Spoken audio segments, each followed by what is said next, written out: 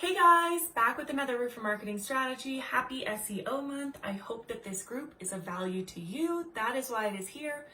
Today I really wanted to take some time with you and kind of have a discussion. I recently as in for a while now, have talked to contractors that have come to work with me, and they've had less than great experiences working with past marketing agencies. And while I cannot speak to the work that these other agencies have performed on their behalf, I do think that there's a mixture of miscommunicated expectations between the two parties, and also questions that the contractor could have asked the agency that would have been red flags, or that would have been clear indicators of the type of company that you're working with, and there would have just been a better understanding of the relationship as a whole had these questions been asked. So these are the 5 questions that I think all of you should ask marketing agencies when you're gonna get into work with them, when you're gonna partner up with them. First and foremost is contract, service agreement, and then also termination, what that looks like. So I'm speaking strictly to search engine optimization, SEO. We're in SEO month. So if you're considering during this conversation Facebook or local ad services or social media advertising, this is not for you. But if you're talking about SEO and questions that need to be asked towards a marketing question, well, and you can take some of those questions. You could probably do both. But this is specifically for SEO. That's what I'm talking about here. So first and foremost, contract length. You, as the contractor, should be under the interpretation that it will take 3 to 6 months for the gestation of the seed you're planting that is SEO, right? It's like planting a seed, there's a gestation period, and then you get your crop. That's the same thing with online marketing. However, you should be under the understanding that that's how it works.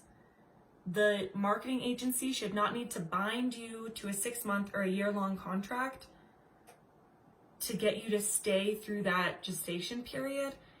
And also, personally, I just feel like as an SEO expert, as an owner of an agency that does search engine optimization, I have never had to bind anyone to a contract to get them to stay and work with us, which is why I say to you guys, if you're considering working with a marketing agency and they're really trying to press you into a 6 or a 12-month contract, ask them if they can do month to month. They probably can. It gives you more flexibility on the back end if they're not, if they're not providing the results that they should be. And also, if you guys are on a month-to-month contract with a marketing agency, they're going to work hard for you every single month. You're not going to be on the back burner. If you're on a 12-month contract, the first 3 months you're on the front burner, the next 6 you're on the back, and the last 3 you're on the front burner. And I'm sorry, but that's just reality. I'm like, no, it's just how it goes. So work with a company month to month so that they're showing up for you every single month. It'll be a great partnership and you'll get the results that you want. Okay.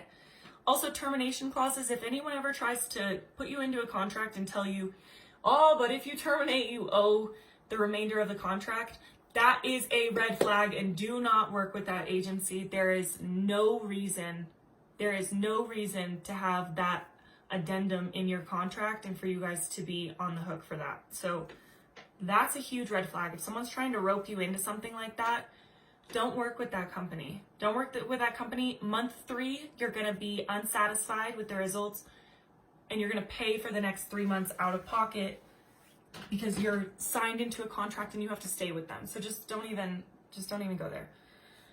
Second thing that I would ask is, what do they build their websites on? If you're going to do search engine optimization, let's say you're starting from square one and you still need to get your website built. Whether you're working with a company that does SEO or whether you're outsourcing and working with a different company that just makes custom websites, your website needs to be built on WordPress. Why? Your website needs to be built on WordPress because WordPress is kind of like the baseline for online websites. And if you want to work with this agency and then that agency and then that agency and then maybe you just want to host it yourself, you can transfer it, all of that, on WordPress. Everyone understands and can use WordPress online as far as web developers go. When you're working with, why I bring this up, when you're working with a marketing agency and you're gonna get your website built and they go, oh, we have this in-house platform and we build all of our websites, they're all gonna, it's our own custom platform that the websites get built on. This is a red flag. Why? Because if you ever want to leave that agency, if you ever want to move your website, chances are you can't. And the money that you spend on getting your website built on their platform, if and when you want to move to a different marketing agency, you're going to have to rebuild your website because it's just not transferable. And the coding's different and the setup's different. And however, if you're working with a marketing agency and they say, yeah, we build our websites on this platform, if you ask if they can build it on WordPress, they probably can. So that's something that's really important. Have your website built on WordPress. That way pretty much anyone in the space can work on it and you don't ever have to rebuild it. Third thing I want to mention. So preferably when you're working with a marketing agency, ask what their background is. And I know this is kind of like, yeah, but they have a marketing background and that's great.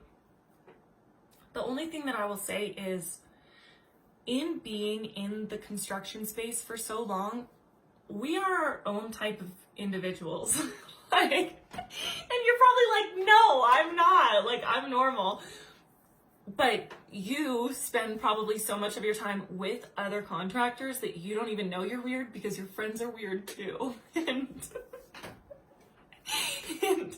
it's just the way we talk, it's our demeanor, it's the way we communicate and the slang we use and everything else. And I just think that in having been a contractor and now being a marketer, I think it's really important to have had that background, to kind of know what your day-to-days look like and kind of have those points of connection with you guys for the partnership and for the relationship. So I just think any background's probably great. I do think we're a unique set of individuals, and if there's someone that understands the construction space, it's just a A+. The fourth question I think you should really ask is, what are you paying for? A lot of the times I talk to contractors that are like, and I was doing SEO with this company and they, my ranking on my Google My Business is good, but my website looks terrible and I have no organic traffic through there and this. And my first question is like, well, what were you paying for? And they're like, well, SEO. I'm like, okay. There are so many different parts of SEO. We personally do like an all-inclusive service where we don't ask you what you want because you don't really know what you want. You know where you want to be, you know the rankings that you want, you know what the outcomes you want to look like, but you don't know really how to get there. We do, right? So we just do it all. Make sure that you get to where you want to get. Other agencies, maybe they're optimizing your website and creating backlinks. Maybe they're optimizing your GMB and building that out and creating content and posts for that. There's a spectrum of different services that can be counted under this umbrella of SEO. And so my question to you is, what are you getting? And the question you need to be asking them is, what does that include? Does it include my Google My Business? Does it include my website optimization? Does it include getting me ranked on organic and on maps and on Apple Maps? Like, what is included in the service that I'm paying for? And be sure that realistic expectations are being set during that time too. What can I expect? Have these questions because you want to be sure that within the partnership, everyone's on the same page, right? The last question that you guys should be asking, and this is sort of a tell-all, and honestly, there are not marketers in my group, but if there were, people would probably be a little bit upset that I'm telling you guys this next one because it kind of is a tell-all. If you're working with a marketing agency that is hosting your website or that is managing your website, etc., and you have a monthly hosting fee, your monthly hosting fee should not be more than $50 a month. And $50 a month is still, they are making plenty of money on a markup. So this is like my last question, like big red flag. If you are going through this interviewing process of a marketing agency and you want to work with them, but you're trying to feel them out, ask them what their monthly hosting fee is, because if their monthly hosting fee is $200 a month, you are getting nickeled and dimed.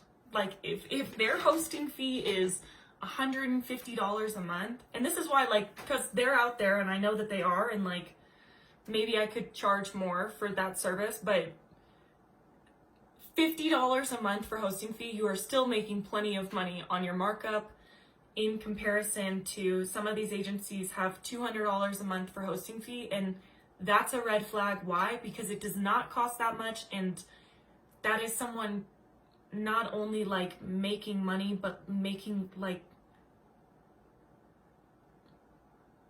a 400% return or something crazy on your hosting fee. So just like, no one wants to be in agencies that are going to be doing things like that. Working with a marketing agency should be a partnership. You should have mutual respect, and everyone should be making money. Yes, the marketing agency too, but you guys should be making a ton of money, and we should not be having to gouge your eyes out to get you great results either. So I just think the reason I put that last one in there is because if we're being fair, if I'm being honest with you guys, that's a huge tell with who you're getting into business with, because it's just not that expensive. A hosting fee is not that expensive. So I know this video ran a little bit long, a little bit longer than the ones I typically do. I hope that this was of help to you. If you're considering a marketing partner, I really do hope you ask these questions. I think that they will get you into better partnerships. You'll have better relationships and better expectations set for the relationships. So I hope that this was of value to you. If you have any questions, comments, or concerns, or clarifications, comment below this, shoot me a direct message, let me know. I would be happy to get anything answered for you. I hope you guys have the most wonderful day. Be safe out there. Take care of you and your crew, and roof on.